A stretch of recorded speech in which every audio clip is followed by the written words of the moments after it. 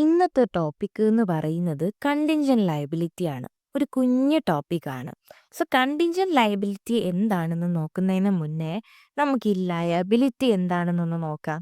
Liability എന്ന് പറഞ്ഞാൽ എന്താണ്? ഒരു പാസ്റ്റ് ഈവന്റ് കാരണം നമുക്കൊരു ഫ്യൂച്ചർ എക്കണോമിക് ബെനിഫിറ്റിന്റെ ഔട്ട്ഫ്ലോ ഉണ്ടാവുകയാണെങ്കിൽ അല്ലേ? സോ അതിനെയാണ് നമ്മൾ ലയബിലിറ്റി എന്ന് പറയുക. ഓക്കെ, ഫോർ എക്സാമ്പിൾ ഞാൻ എന്ത് ചെയ്തു? ഒരു ബാങ്കിൽ നിന്ന് ബാങ്ക് ലോൺ എടുത്തിട്ടുണ്ട്. ഒരു $50,000. ഓക്കെ, $50,000 ബാങ്ക് ലോൺ എടുത്തിട്ടുണ്ട്. സോ എടുത്തു, ബാങ്ക് ലോൺ എടുത്തു. അതിപ്പോൾ കഴിഞ്ഞ കാര്യമാണ്. സോ അതാണ് പാസ്റ്റ് ഈവന്റ്. ഓക്കെ, ഞാൻ എന്ത് ചെയ്യേണ്ടതായിട്ടുണ്ട്? ഈ $50,000 അതുപോലെ തന്നെ ഇൻട്രസ്റ്റും ഞാൻ എന്ത് ചെയ്യണം? പേ ചെയ്യണം ബാങ്കിലേക്ക്, അല്ലേ? റീപേയ്മെന്റ് ഉണ്ട്. അപ്പം ഞാൻ അവർക്ക് ബാങ്കിലേക്ക് പൈസ കൊടുക്കാനുണ്ട്, അല്ലേ? സോ അതെന്റെ ഒബ്ലിഗേഷൻ, എൻ്റെ ബാധ്യതയാണ്, അല്ലേ? സോ അതിനെയാണ് നമ്മൾ എന്തെന്ന് പറയുന്നത്? ലയബിലിറ്റി, അല്ലേ? പാസ്റ്റ് ഈവന്റ് കാരണം ഒരു എക്കണോമിക് ബെനിഫിറ്റിന്റെ ഔട്ട്ഫ്ലോ, അതായത് കമ്പനിയിൽ നിന്ന് പുറത്തേക്ക് പോവുക, എക്കണോമിക് ബെനിഫിറ്റിന്റെ ഔട്ട്ഫ്ലോ ഉണ്ടാവുന്നതിനെയാണ് നമ്മൾ ലയബിലിറ്റി എന്ന് പറയുന്നത്. ഇനി നമ്മൾ നോക്കാൻ പോകുന്നത് എന്താണ് കണ്ടിൻജന്റ് ലയബിലിറ്റി എന്നുള്ളതാണ്. ഓക്കെ, എന്താണ് കണ്ടിൻജന്റ് ലയബിലിറ്റി എന്ന് നോക്കാം. It is A possible future obligation.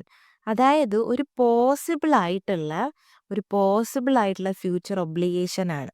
Possible എന്ന് പറഞ്ഞു കഴിഞ്ഞാൽ 6% to 50% ചാൻസ് ഉണ്ട് നമുക്കൊരു ഒബ്ലിഗേഷൻ നടക്കാൻ വേണ്ടിയിട്ട്, അല്ലെങ്കിൽ ഭാവിയിൽ ഒരു ലയബിലിറ്റി അല്ലെങ്കിൽ ഒരു ലോസ് ഉണ്ടാവാൻ 6 to 50% ചാൻസ് ഉണ്ടെങ്കിൽ അതിനെയാണ് നമ്മൾ പോസിബിൾ എന്ന് പറയുന്നത്. So it is A possible future obligation. അതായത് 6 to 50% ചാൻസ് ഉണ്ട് എന്താണ് ഭാവിയിൽ ഒരു ഒബ്ലിഗേഷൻ ഉണ്ടാവാൻ വേണ്ടിയിട്ട്. And obligation may or may not happen. Obligation നടക്കാനും നടക്കാതിരിക്കാനും സാധ്യതയുണ്ട്. Okay, it is depending on the outcome of an uncertain event. ആ അൺസർട്ടൈൻ ഈവന്റ്, എന്തോ ഒരു ഈവന്റ് കാരണം നമുക്ക് ഉണ്ടാവുന്ന ഒബ്ലിഗേഷൻ ആണ്. സോ അതിൻ്റെ ഔട്ട്കം, ആ ഒരു ഈവന്റിന്റെ ഔട്ട്കം എന്താണോ അതിന് അനുസരിച്ചിരിക്കും എന്തെന്ന് പറയുന്നത്, നമ്മുടെ കണ്ടിൻജന്റ് ലയബിലിറ്റി എന്ന് പറയുന്നത്, അല്ലെങ്കിൽ നമ്മുടെ ഒബ്ലിഗേഷൻ നടക്കാനും നടക്കാതിരിക്കാനുമുള്ള സാധ്യത എന്ന് പറയുന്നത്. ഒരു എക്സാമ്പിൾ നോക്കാം. A company is phasing A court case. Okay, നമുക്ക് ഇപ്പം ഞാൻ ഒരു കമ്പനി നടത്തുന്നുണ്ട്, കമ്പനി എ. സോ ഞാൻ എന്ത് ചെയ്തു? ഞാൻ വിറ്റ പ്രോഡക്ട്സ് കാരണം, ഞാനിപ്പോൾ കോസ്മെറ്റിക്സ് ആണ് വിറ്റതെന്ന് വിചാരിക്കുക.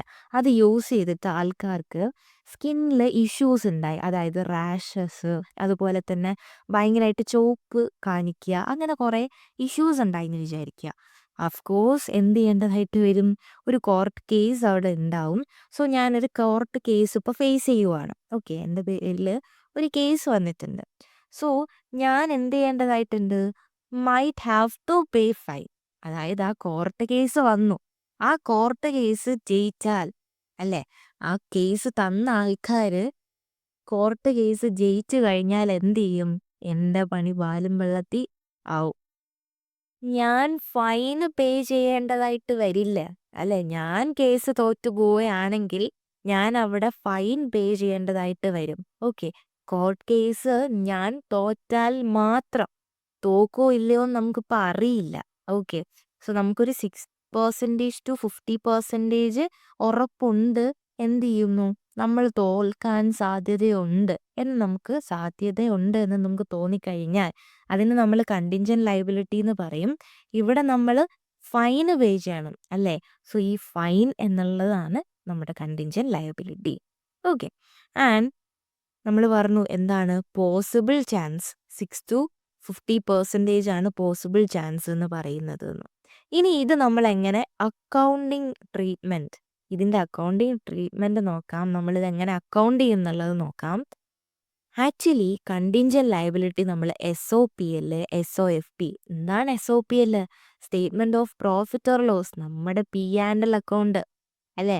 എന്താണ് SOFP? Statement of financial position, നമ്മുടെ balance sheet.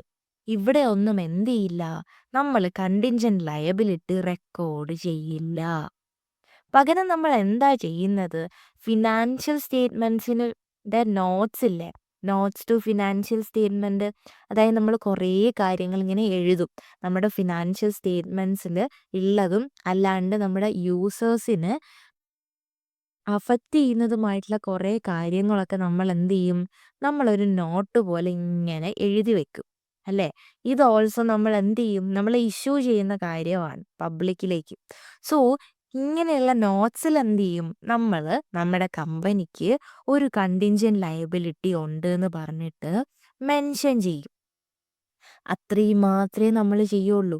So only disclosed in the notes to financial statement, not recorded in SOPL and SOFP. ഇനി എന്തുകൊണ്ട് നമ്മൾ നോട്ട്സിൽ മാത്രമേ കാണിക്കുള്ളൂ എന്നുണ്ട് ഒരു ഡൗട്ട് നിങ്ങളുടെ മനസ്സിൽ ഉണ്ട് എന്നുണ്ടെങ്കിൽ, ബിക്കോസ് ഇതൊരു റിയൽ ലയബിലിറ്റി ആണോ ഇല്ലയോ എന്ന് നമുക്ക് അറിയില്ല. May or may not become a real liability. So അതുകൊണ്ടാണ് നമ്മൾ നോട്ട്സ് ടു FSൽ ഡിസ്ക്ലോസ് ചെയ്യുന്നത്. ഓക്കെ, സോ നമ്മൾ എന്താണ് കണ്ടിൻജന്റ് ലയബിലിറ്റി എന്നുള്ളത് നോക്കി.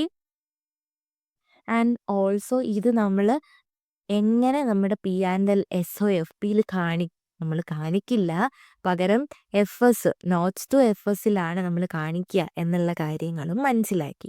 സോ ഇത്രയേ ഉള്ളൂ ഓൾ അബൌട്ട് കണ്ടിൻജന്റ് ലയബിലിറ്റി. ഒരു കുഞ്ഞു ടോപ്പിക്കായിരുന്നു, ഭയങ്കര സിമ്പിളാണ്.